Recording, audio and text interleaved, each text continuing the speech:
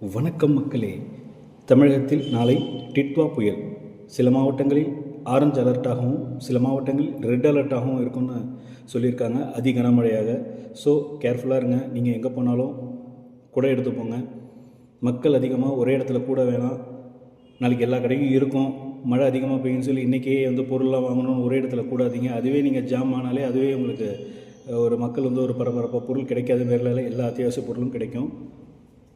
So மெயினாக இந்த இடி மின்னல் வரும்போது அதிகமாக இந்த இடி மின்னல் எங்கே அதிகமாக இந்த மின்னல் தாக்கும்னா டிரான்ஸ்ஃபார்மர்ஸ் அப்புறம் மரங்கள்கிட்ட தான். ஸோ எக்காரணத்தை கொண்டும் மழைக்கு நம்ம ரெயின் கோட் எடுத்து வரல, குடை எடுத்து வரல, எப்படியாவது தலை நனையக்கூடாது, உடம்பு நனையக்கூடாதுன்னு சொல்லி ஓரமாக நிற்கிறோன்ற சாக்கில் போய் எங்கேயாவது நீங்கள் மரத்துக்கிட்டேயோ டிரான்ஸ்ஃபார்மர்கிட்ட நிற்க வேணாம். அந்த இடத்துல தான் உங்களுக்கு அதிகமாக மின்னல் இழுக்கும்.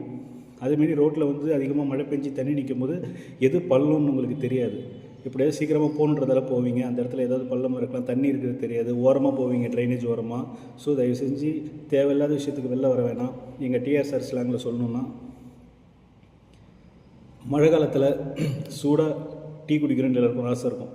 அந்த டீக்கு காம்பினேஷன்னா வடை. அதை தேடி போகிறது கடை. மழைன்னு வந்தால் எப்போவுமே கையில் வச்சுக்கோங்க குடை. ஒரே இடத்துல கூட வேணாம். அதனால தான் அரசாங்கம் வீட்டிலே இருங்கன்னு உங்களுக்கு அதிகமாக வெளில வர வேணாம்னு சொல்கிறது தடை.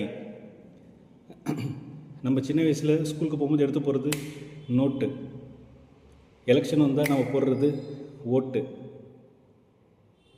படகுனா அது போட்டு. மழை காலத்தில் போட்டுக்கோங்க ரெயின் கோட்டு. நன்றி, வணக்கம் மக்களே.